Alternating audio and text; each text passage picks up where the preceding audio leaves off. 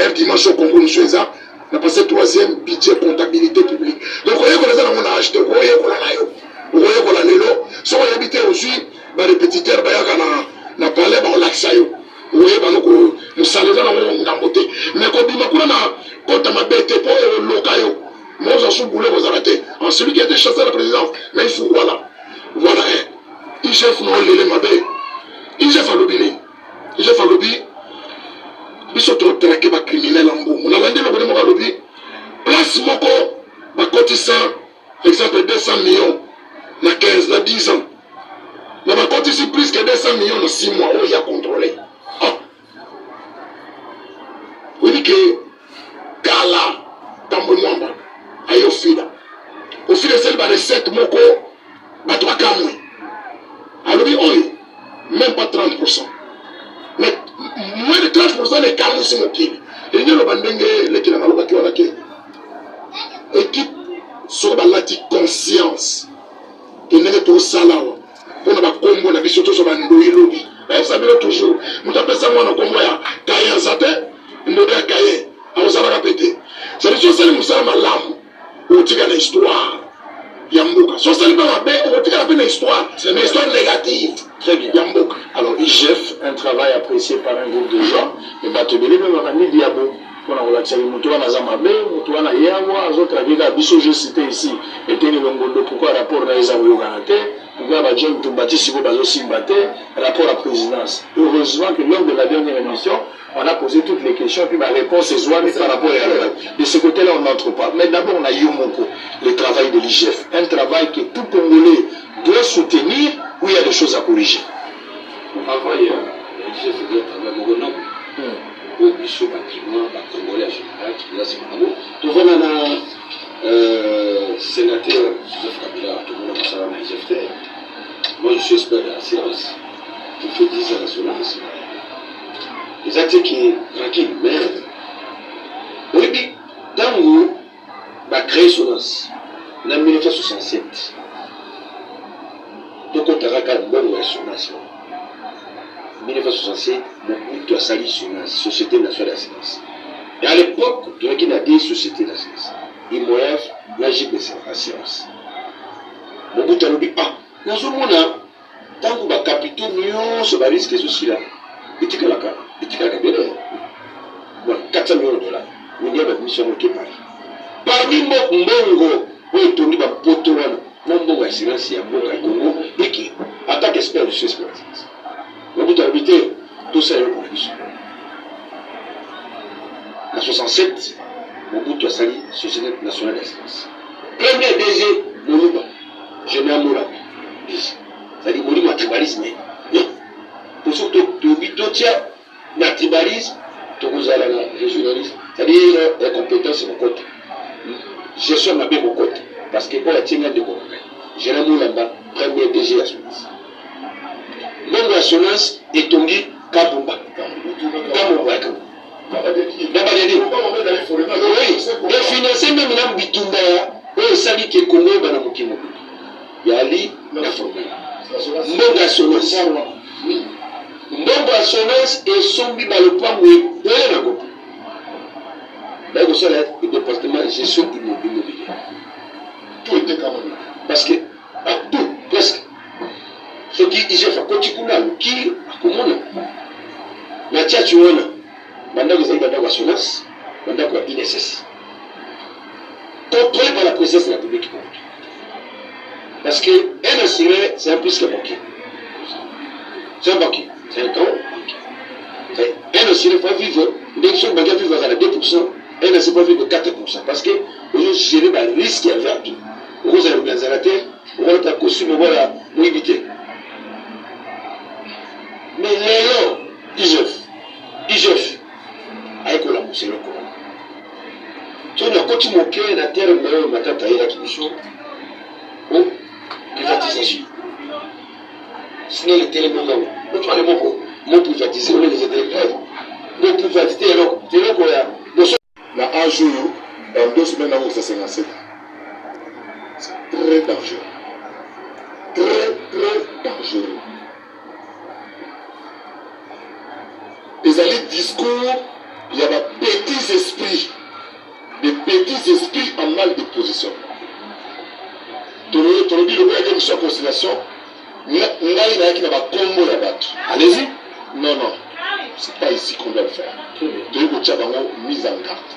Mais là, je sais que la petite qui ça. Bana Kim, on a un jeune moro qui doit avoir 22 ans, 23 ans. La taille, la bien réplique qui n'a pas âge où on a déjà appris. On a le temps d'ité. On a 22 ans. Vous savez 20 ans au côté de grâce. Bah, il y a des qui sont le maïs, n'a pas de la poire. Pour aller au Luba. On va nous battre la Tchéniso. Ton cadre va niquer petit que dans le discours que you mogo. Ok, you mogo. Ce qui nous a dit, on a dit, on a dit, visa clé. You mogo de la TV Luba. Bazo Costa. Bala qui chasse ça. Attention, attention. Il y a un message à la Sima. On va parler au Luba. On va mener Israël. Vous avez mal compris le message. Dans le bas qui bouille. Et puis dans le répété bouille. Pour la nuit, il est commis. Ceux qui nous ont soumis Fati, on nous a nommé. Ceux qui ont nommé Kassaya, on pour Azamoulou. Il faut faire plus d'attention. Le président de la République nous a Zamana d'abord, Amara Sassa Awa, Aboudabi Ngiri. Vous comprenez? La masse Tanae, Vina Matoye Biyango, qui s'assure à Ange Nabisoto Yebi. Ah, bah, ça va dans la carte. On va dans la carte, on va dans la carte. On va dans la limite, la part de la caserne à la série. Tout y est mani. On va jamais quitter les valeurs à la main. Et on les quitte. Donc là, on va avoir sans côté dans la détail. Au Québec, en 1992, nous avons gagné. Dans l'opposition, on a tribalisé la caméra politique. Et dans le Lubumbashi, le clou des affaires est vraiment politique. Tant que là, Etienne Tshisekedi a élu qui s'autoponit à conférencier, a élu la conférence sur le Premier ministre, nous connaissons le pogrom, c'est-à-dire que massacre, assassinat, il y a la que le Congo est malade de sa classe politique. Le problème du Congo, c'est pas le peuple, ce sont ses dirigeants, des égoïstes. Deuxième volet, il y a IGF, c'est qu'ils ont pédagogique. Ils ont moralisé les lois vie publique, ils ont moralisé. Aujourd'hui, ceux qui présentent Bengala comme un mandataire, je vais réfléchir 2 fois. Très bien. Mais pour chuter, ils veulent bien on ne critique pas sans proposer. C'est ce qui a tué le Congo. L'opposition est critiquée chaque jour. Les lots, opposition qui me fait rire, ex-majorité, les lots dans l'opposition. C'est vrai que c'est un peu rigolo, hein? C'est un peu rigolo. Là, la séparation qui va au top Congo parce que finalement, c'est pas sincère. Et il faut te proposer. On a proposé les lots qu'on a tribalisés. Et j'aimerais dire une chose. Par rapport au Kassaïen. Ok, tribalisme. Par rapport au Kassaïen, l'État, le tribalisme aujourd'hui. Parce que les fonds ne plus tribalistes que le Kassaïen. Sauf que les Kassaïens sont bruyants. Et les fonds sont plus discrets. Vous êtes sur les fonds, Nord Kivu. Oui, du Nord Kivu. Les fonds sont plus discrets. Ils ont vivre à président de la République, Kabila. Mbouyou, conseil spécial. Mova, intérieur. Et à Ner, il y avait Kalev. 4 Katangais qui ont cadré le pouvoir. Les lots pour la recoincer, le président Tshisekedi, débattre, ils ont surgi. Pour les avis, même s'il faut équilibrer. Mais un Goulouba, c'est un Congolais. Un Soilifan, c'est un Congolais. Mais pourquoi nous devons rester dans une tour de Babel? Quand on est dans l'église, multiplicité va étudier dans la langue, il y a pourtant des sonnets. Écrit la tour de Babel, où ils ont plombé Congo, ils ont battribé, la Chine, basée 1 milliard, elle va tributer. La France, les États-Unis. Quelle grande nation, les lots s'accrochent aux tribus. C'est ça la balkanisation, toujours le bas. Toujours déjà balkanisé, n'a pas esprit. Parce que hier, c'est une balkanisation. Culture, alors que vous avez congolais. Mais il y a un problème sérieux. Pourquoi ne pas? M. Tchandi qui a proposé une loi qui apparemment aime nourrir le député, pourquoi ne pas proposer une loi qui va supprimer ces appellations et qu'on reste tous des Congolais fiers de notre pays? Les Israéliens sont vraiment les drapeaux, dans tous les pays, les drapeaux, totalement la tête levée. Parce qu'en réalité, le pays, la nation, les écoles, la mission, il y a ma préférence politique, il y a ma ethnie, il y a ma culture, la mission. Et ça, impensable que l'on ait vu qu'on a qui na Congo, tout Chilou Bate, même hymne national, comme l'Afrique, à l'instar de l'Afrique du Sud, il faut interpréter dans 4 langues, si on reste dans l'option de langue. Mais pour moi, il nous faut une langue forte, qui nous permettre de nous fédérer, parce qu'on fédère un peuple d'une culture, une langue forte, et juste une ethnie, le Congo. Un seul intérêt, c'est le Congo. Donc, pourquoi ne pas supprimer cela? Parce que ça nous plombe. Très bien, ça c'est la proposition. Alors, on va aller d'abord en dialogue. Et je pense sous le contrôle de la sélection renseignement qui doit faire leur travail. Si d'aventure, quelqu'un essayé par exemple de tuer le président, vous vous imaginez comment on va massacrer les Kasaï dans les provinces? Vous vous imaginez? À cause d'un discours qui ne tient pas debout, qui n'est fondé sur rien du tout. Faites très attention. Il y a un moment, tu reçois sur la plateau d'arrêté. Tu organiser une marche, même notre drapeau à Congo, merci mesdames. Notre drapeau à Congo, parce que Bissonio sur la C à drapeau, Bissonio sur la C à Mébéco, Bissonio sur la C à Constitution. Le président a nommé ou nommé selon la compétence, selon les résultats aussi. IGFO, le numéro de Zobrambi, ou le numéro de la preuve. Rien à voir, rien à voir. Mais vraiment, ce n'est pas mon seul mot. Premier ministre, Azak Kassaya, président de l'Assemblée nationale, Azak Kassaya, Sénat. Le président du Sénat, Azak Kassaya. Donc, il y a des gens qui ont besoin de nommer les gens. On est sur la table, la compétence de l'État. Namai, Botika Makambouana. Botika Makambouana. Bakongolais, Botika Makambouana. Maintenant, nous savons que la guerre, c'est un peu là, le pays, là, pour l'année. Non, même pas. Vous avez obligé à la maman. Pas de choses. Vous comprenez? Donc, Botika Makambouana, tout ça, nous voulons maintenant, tout ça, pour ça, tout le monde a la toutes les vidéos, nous avons annoncé une marche, nous avons dit qu'on est au Congo.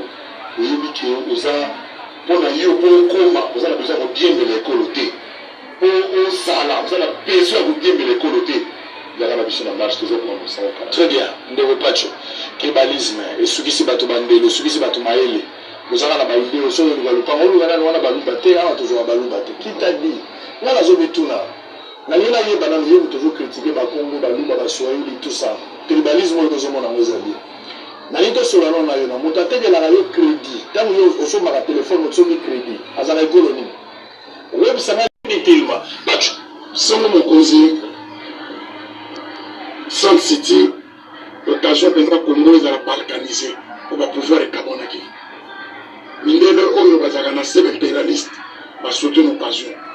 On dit que yon est tous à côté non, tout ça l'autre tika la kuna, yon tika la poto. Ba Congolais ba boy, mindele ba kamne.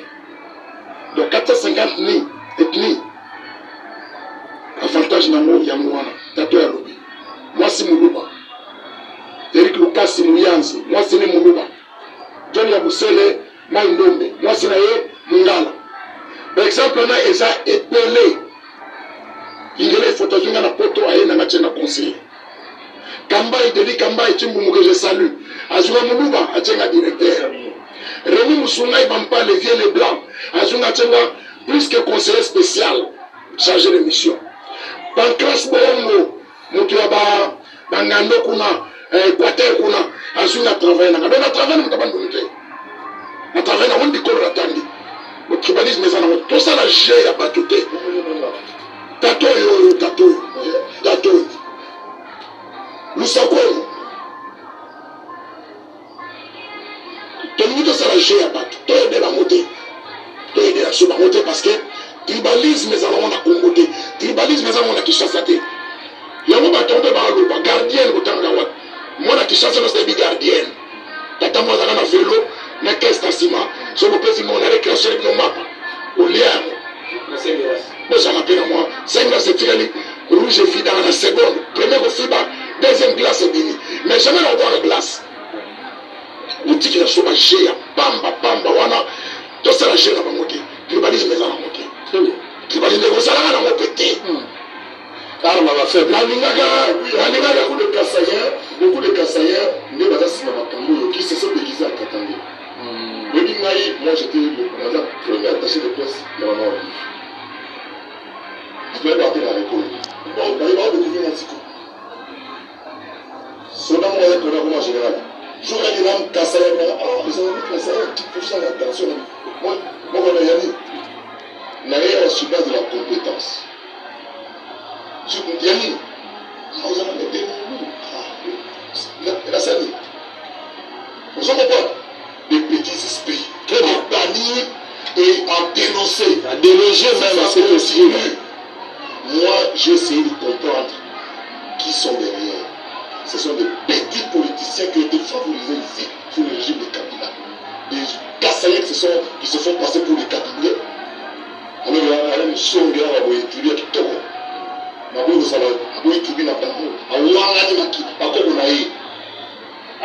Pour être dans l'obédience. Vous comprenez? C'est bien. Alors terminé, ok, si ça peut d'abord, malchance pour la bango et l'union sur la commune de la minoritaire. Donc, il y a des Zariwa, 11 provinces. So no sa tribali na province na ngamo ka disco samanelo o di mamu kela ka fourmi na mo dike za iloko mo simba pe jamais et simba na mo jamais et donc ça il y a qu'à travailler pour l'intérêt ya mboka na lo bakali solo na manakala pe na ngoluba yango lelo ke soko tata moko ana bana nefa za na mikondo soki mwana na beli kisi ya cher ya ka yidika mwana biki peut-être tenir de mufuku mwana biki batongoli mwana biki yo ya moyibi malade mono na muke $10,000 il faut Afrique du Sud au moins tu as une malédiction muta $30,000 na ba problème $32,000 muta $100 na ba problème $65